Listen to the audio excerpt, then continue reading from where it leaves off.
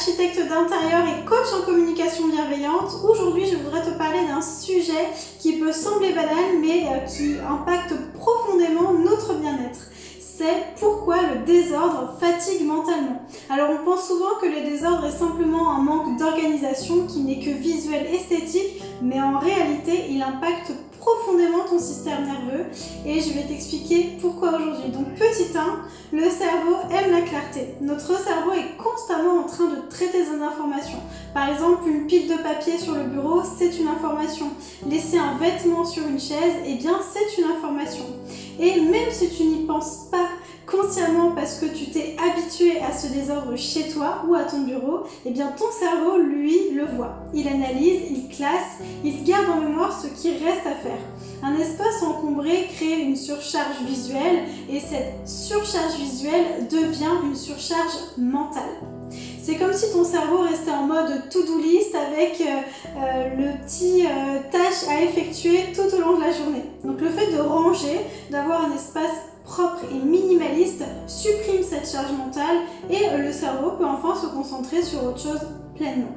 D'ailleurs, tu en as forcément déjà fait l'expérience, cette sensation d'encombrement ou de malaise quand ta chambre ou ton salon est en bazar, et puis à l'inverse, cette sensation de bien-être ou de légèreté quand tout est rangé. D'ailleurs, on est très fiers de soi quand tout est rangé. Petit 2, le désordre crée un brouhaha mental silencieux.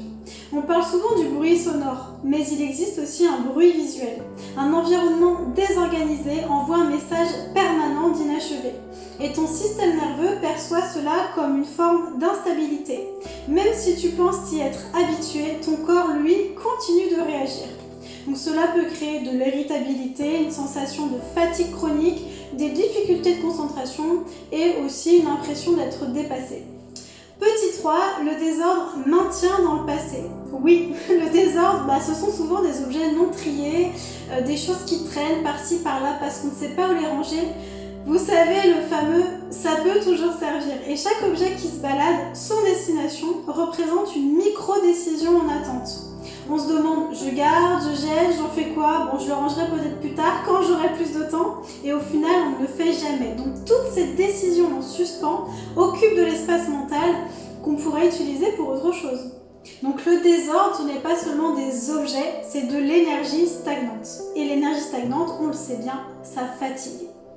Petit 4, il existe un lien direct entre notre espace de vie et notre espace intérieur, notre état intérieur.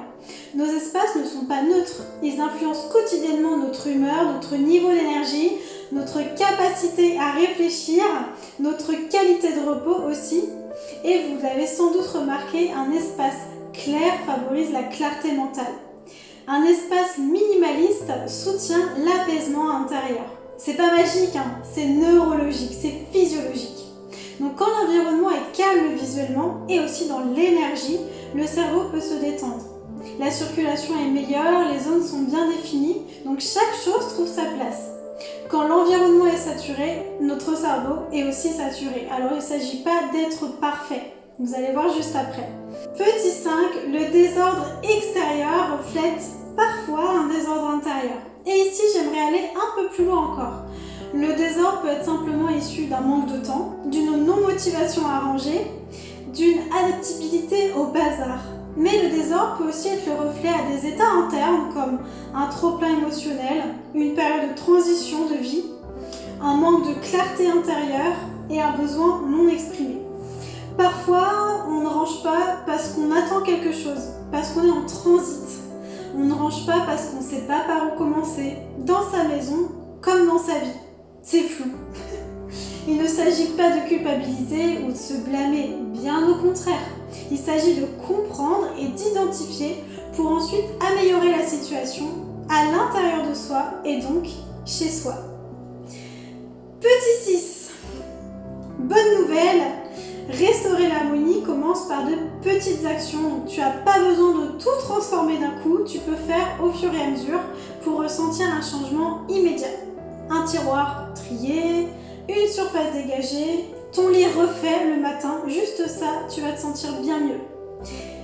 Ton cerveau va respirer, tu vas le sentir et chaque espace clair chez toi devient un point d'ancrage. Et ça, c'est très important. Et progressivement, la motivation à ranger va grandir et tu entretiendras ton espace de vie bien plus facilement. Donc en résumé de ces 6 points, le désordre fatigue mentalement parce qu'il crée une surcharge visuelle, une accumulation de décisions en suspens et une tension subtile mais constante pour notre système nerveux. Notre relation à l'espace qui nous entoure influence directement notre relation à nous-mêmes. Donc prendre soin de ça, je vous dis à chaque fois, mais prendre soin de soi commence par prendre soin de son espace extérieur, de son environnement dans lequel on vit. C'est pas une question de perfection, mais une question d'harmonie et de clarté et d'y aller étape par étape. Donc parfois, juste ranger une pièce, c'est aussi commencer à ranger une partie de soi.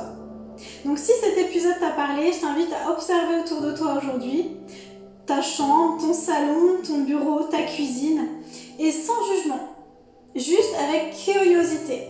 Donc le but, c'est de savoir, de te renseigner sur ton état intérieur. Qu'est-ce que ton environnement dit de toi?